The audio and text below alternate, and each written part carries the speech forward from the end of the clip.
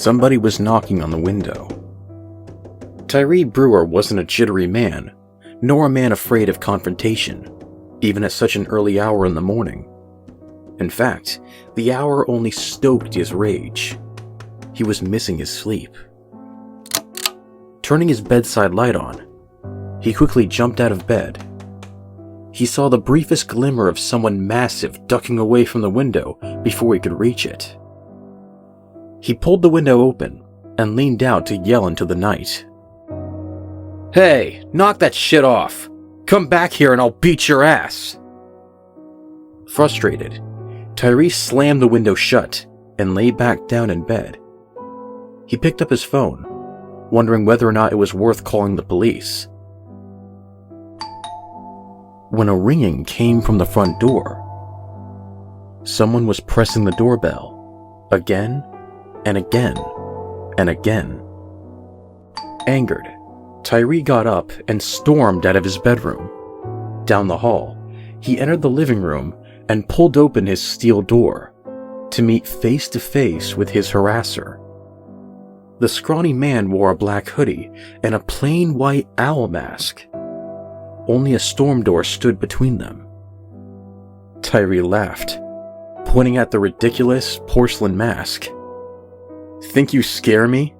he asked, tapping on my windows, ringing my doorbell.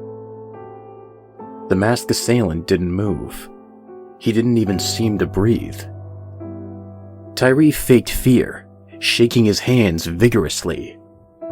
"Ah!" he said, chuckling. "Oh, please, no more!" The man in the owl mask said nothing in reply. Tyree shook his head, laughing no more, but still grinning. "Thought you looked bigger out in the back," Tyree observed, looking the man over. "Had me worried for a second, but I guess the darkness adds like 20 pounds. The thug reached forward and jiggled the lock handle. Tyree crossed his arms. "What are you even doing, man? Out here, all alone, like 3 a.m.? The man in the owl mask tilted his head, ever so slightly. "Alone." "Alone?" he repeated, as if contemplating the word. "I wander and ring." Tyree crossed his arms, flexing intentionally. "Listen," he said, unamused. "I eat smaller thugs like you for breakfast, and it's pretty damn early, but I don't mind getting some early fucking grub. You hear me? Time to move on, or there won't be enough of you left for the cops to take in." After a pregnant pause, a silence sizing up, the masked man merely waved goodbye to Tyree, placed his hands in his pockets, and started off down the street. "Yeah," Tyree said, crossing his arms. "Go on then, get!" Tyree followed him, watching him go 1 house, 2 houses, a block down the road. Satisfied that he was gone, Tyree chuckled. "Better run," he said as he slammed the front door shut, locking it tight. Yawning, he strolled back towards his bedroom, still debating whether or not he should call the police. Feeling about his darkened bedroom, he lay down and settled in between his warm covers, trying to fight off the cold bite of the night air.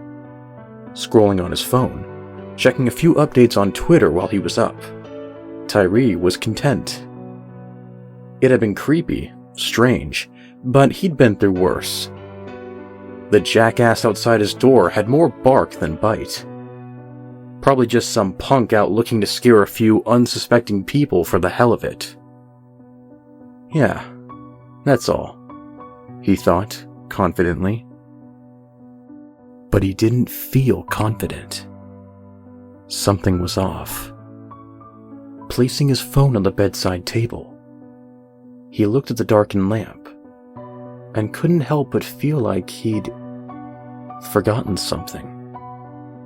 Shrugging it off, Tyree finally settled back into bed and closed his eyes, completely unaware that his window was opened just a hair.